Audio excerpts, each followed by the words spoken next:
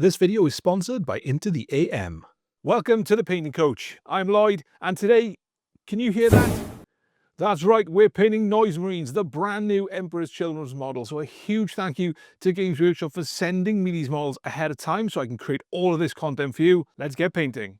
So the first thing I've done is built my Noise Marines. I primed them with Standard Grey from Colourforge. You can use Mechanicus Standard Grey from Citadel if you need to. And a top tip, dry fit the weapons of the Noise Marines. It's going to make it so much easier to paint them. So these will just pop off. Now I'm going to base a lot of colours first before we go in and do any washing and highlighting. I want to get the pink armour done. So we're going to start off with pink horror. And we're going to paint those panels that we want to be pink. Now you can choose these at random. It doesn't really make a difference, but just try and aim for kind of 50-50 split between pink and black. Now that pink horror will need 2 coats to cover properly. Next up, we're going to cover that in its entirety using Emperor's Children. Now this is a bright pink, and this is going to be basically the mid-tone for the pink base. So again, all we're doing is painting the entirety of these areas. Now it's worth saying at this point, if you've got an airbrush, you can use an airbrush. Use the airbrush to airbrush the Emperor's Children all across the models. You don't have to worry about the pink horror step. It's going to be a lot quicker. But with this, we're just going to have to build those layers up, and so keep them nice and thin. Whilst you're working across lots of Marines, it should be dry by the time you get back to it, so you can batch paint them fairly easily. Next up, we're going to paint all of the black elements, and the colour I'm using for this is AK Black. You can use whichever black you want to use. If you've got a Baden Black, that's absolutely fine. And what I'm looking to do is just be careful around those areas where I've got the pink armour, but I am painting all things like the black armour panels, the rubber seals, any black elements on the backpacks, tubing, all that kind of stuff. Next up, we'll base all of the white areas, and the colour I'm using for this is Corax White. Now, I know a lot of you don't like Corax White, but for me, it's great. Just thin it down a tiny bit, and it will cover great in 2 coats. In terms of what I'm aiming for here, obviously we've got the sonic weapons, so the casings of those are all white. We've also got those loincloths. Now, there is a zebra pattern or some sort of pattern on the box art, which I'm not going to show you how to do in this video. But if you want to do that, it's fairly easy and straightforward. The other thing I'm going to do whilst I've got the white out is I'm going to base anything that is eventually going to end up white, such as any gems and runestones, just because it makes it easier to do it now. So a lot of the tubing on the sonic weapons, for example, we're going to do that as well. When that's dry, we'll go on to basing all of the silver, and the colour I'm using for this is dark aluminium from Vallejo Metal Colour. If you haven't got this, you've got Surcoat Silver, you've got Lead Belcher, that's absolutely fine. The key here is just being as careful as you can be, particularly when you're painting some of the armour trim. Now, if you do make any mistakes, you could obviously go back in later on and tidy it all up. And the less mistakes you make now, the easier and quicker it is to finish the model. To base all of the brassy areas, we're going to use some Runelord Brass. Again, a fairly easy and straightforward task, but we are going to be doing a lot of the trim on the sonic weapons with this, so just take your time and be careful not to get this over the white. Again, we can tidy up if we need to, but any mistakes, just add time on. We're also going to paint those speakers on the backpack and any other elements and sort of accessories, like some of the tags and some of the hooks that you might want to be this brassy gold colour, and of course the Emperor's Children icon on the shoulder pads. Now, before we go any further, do you remember this? They've also got a fantastic line of graphic t-shirts. They update these designs frequently, so there's always something really great to choose from. So make sure you go and check that out. When Into the AM originally reached out to me, I was thrilled because I really love their products, whether it's their graphic tees, plain t-shirts, or shirts. When they got back in touch to ask how I was getting on with the products, all I could say was that I'm really thrilled with them. When Into the AM reached out again to see if I'd like to work with them, I jumped at the chance because it means I get to offer you guys a 10% discount off anything on the Into the AM web store. Just click the link in the description and you can see the wide range of products they've got. Now, I really love the Into the AM products, so much so that I've used quite a bit of my own money to buy myself a few extra bits and pieces. Now, how many bits and pieces, you might ask? Oh, well, there's more than 1 or 2, put it that way. That includes this shacket, which hands down is probably one of my favourite pieces of clothing that I own. If you ever meet me in real life, the chances are I'll be wearing some Into the AM clothing, whether that's a graphic t-shirt like this, a plain t-shirt, or that shacket that I love so much. So why not add some colour and awesome graphic t-shirt designs to your wardrobe? Use the link in the description to get 10% off your order and really elevate your style.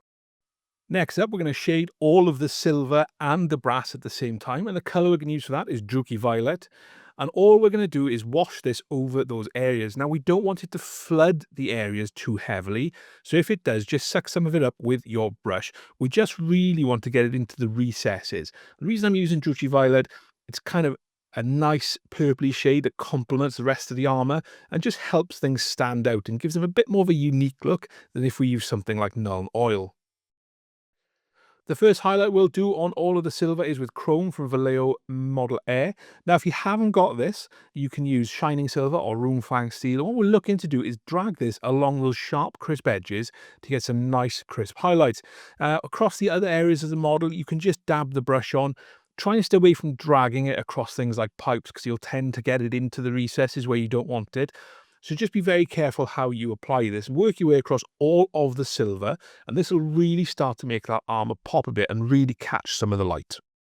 To start highlighting all of those brassy areas, we'll take some Sycorax Bronze, and we're looking to highlight this exactly the same way that we did the chrome in the previous step. So where we can, we're looking to drag this along the sharp edges to get those really nice crisp highlights.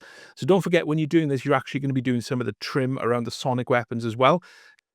So take your time with this to make sure you don't spill it onto the white, because that will be just that little bit harder to clean up. But generally, this is a fairly easy and straightforward step, working across all of the model. The final highlight on all of the brass is going to be with Canoptek Alloy. Now, the Canoptek Alloy is a really nice colour, but we don't want to use too much of this. We want to use it fairly sparingly, generally only for edge highlights. So what we look to do with the Canoptek Alloy is just drag it along those sharp edges to get the nice crisp highlights that look so good.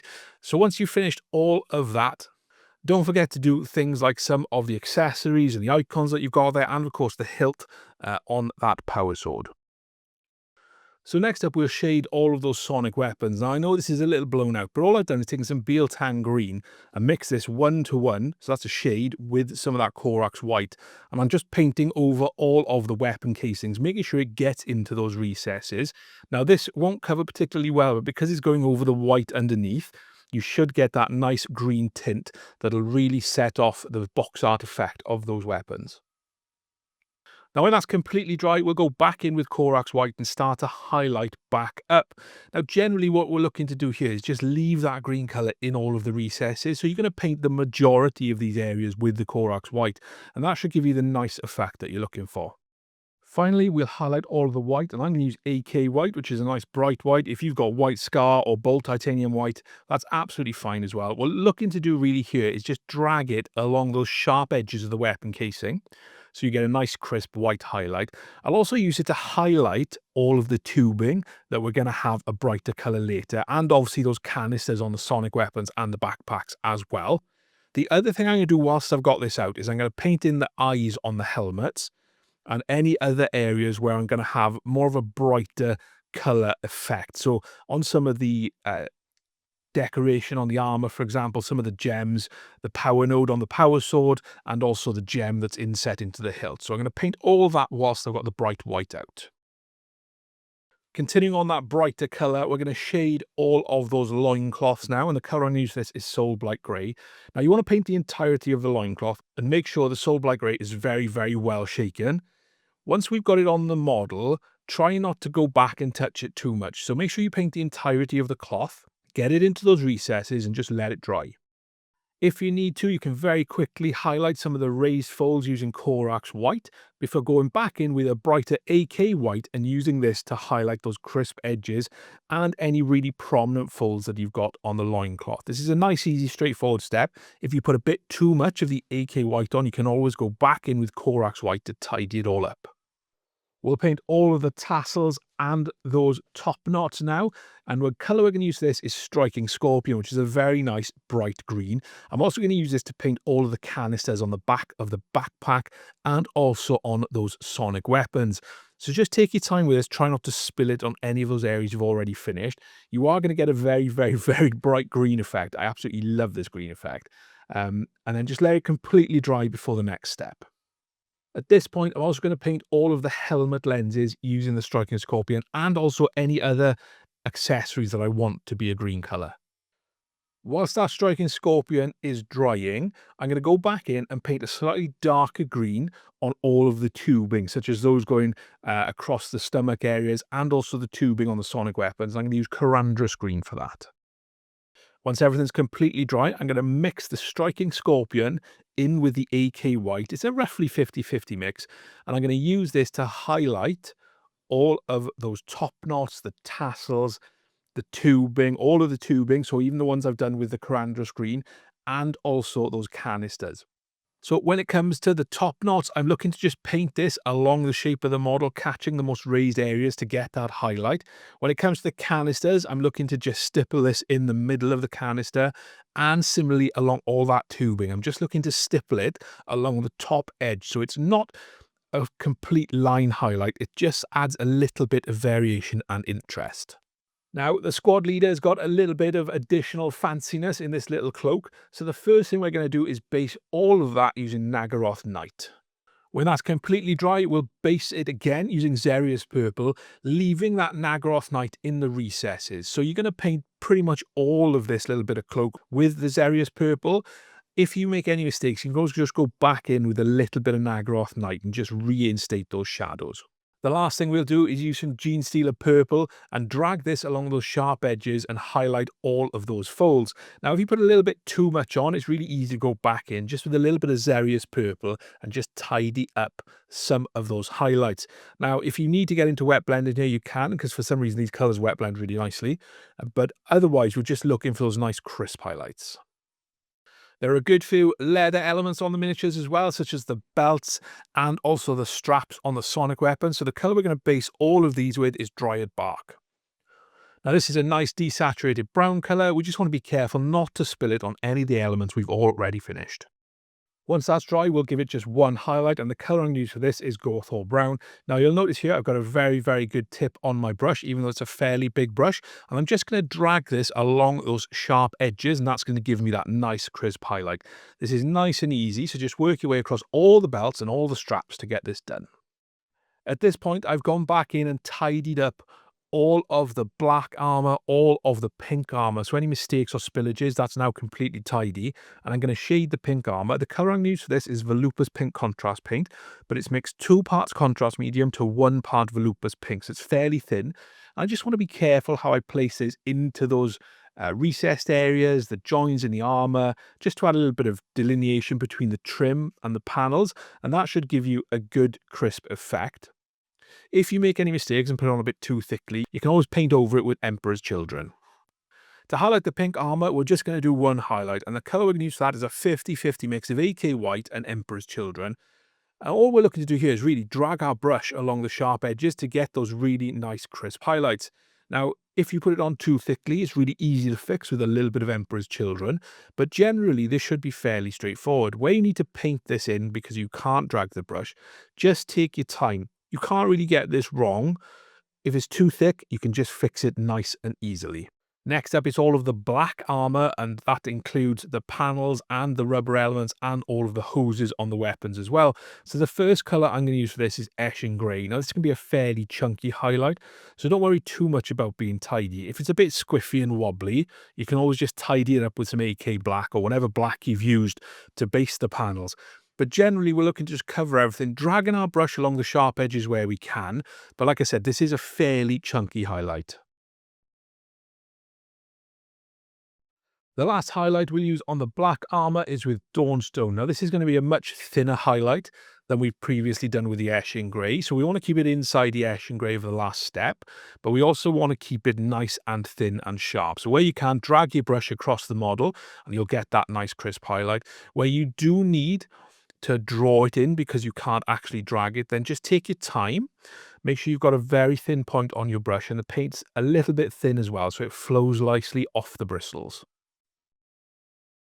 It wouldn't be an Emperor's Children video without my new favourite colour, Fluorescent Magenta from AK. And all I'm looking to do here is paint this over any elements that I want to have a little bit of a pink glow. So in particular, this includes the gem and the power node on the power sword here, but also any accessories that you want to just be that bright pink colour. And all you've got to do is just paint it over. You can thin it with a tiny bit of water if you want, but you get a really nice effect really easily. Just to show you how I painted the face on the squad leader, I just based it using some Rakarth Flesh, making sure I've got a nice even layer. I then shaded this using Berserker Bloodshade, making sure it got into the recesses predominantly. When that was dry, I went back in with some Rakarth Flesh, making sure I left the Berserker Bloodshade in all of the recesses. So this gave me a nice highlight and a nice natural transition on the face. So the final highlight was with some Pallid Witch Flesh, and I just focused this around things like the eyebrow, the nose, and obviously down the sides of the forehead there, just to help it stand out. So there we have it. These Noise Marines are complete and ready for the tabletop. I really enjoyed painting them and experimenting with some of the colours I used, so I really hope you enjoyed the video. If you did, leave a like and a comment below. Don't forget to check out my other Emperor's Children content here, and don't forget to check out Into the AM, get 10% off using the link down in the description. Thank you so much for watching. I'll see you next time.